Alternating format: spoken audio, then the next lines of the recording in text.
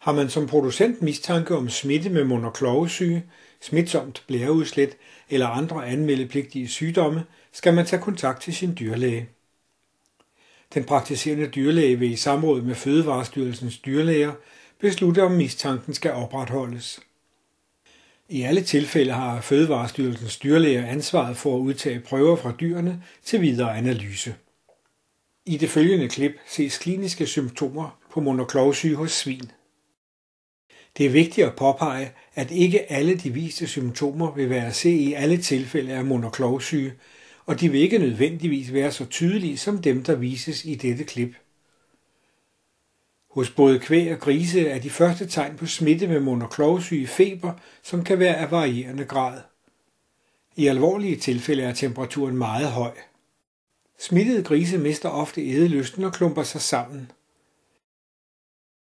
Grisene bliver hurtigt ømbenede og står nødigt op. Når de tvinges til at gå, ses en gang med krummet ryg. De er normalt halte på flere ben, og i alvorlige tilfælde er de halte på alle 4 ben. Smittes ufravænnet eller helt unge grise, kan dødeligheden være høj på grund af betændelse af hjertemusklen.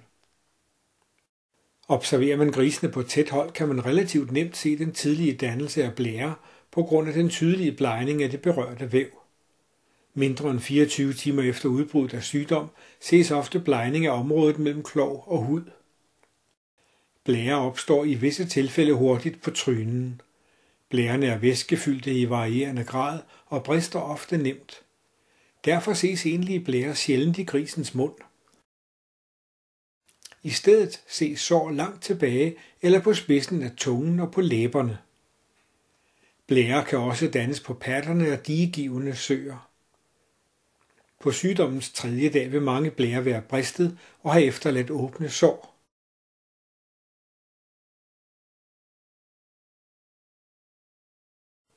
Halthed resulterer ofte i tryklæsioner og hudafskrabninger, især på den nederste del af benene.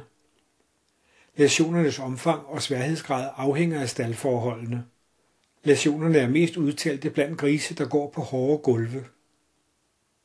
På 4. dagen er sårene ofte begyndt at hele, og huden på trynen gendannes relativt hurtigt. Grisene genvinder hurtigt deres appetit, så snart perioden med feber er over. Men sårene på klovene er ofte modtagelige over for efterfølgende infektioner med udsivning af væske og skorpedannelse. Dyrene kan forblive halte i op til mange uger. Løsning og i alvorlige tilfælde afstødning af kloven er ikke ualmindelig, som det ses her ved undersøgelse af en død gris. En sygdom, der nemt forveksles med mund- og klovesyge, er smitsomt blæreudslæt hos svin, på engelsk kaldet swine vesicular disease og forkortet SVD. Smitte med SVD-virus forårsager ofte blærer, som ikke er til at skelne fra mund- og klovesyge. Udover SVD kan mund- og klovesyge hos svin også forveksles med vesikulært stomatit, vesikulært eksantem og traumatiske skader på klove og mund.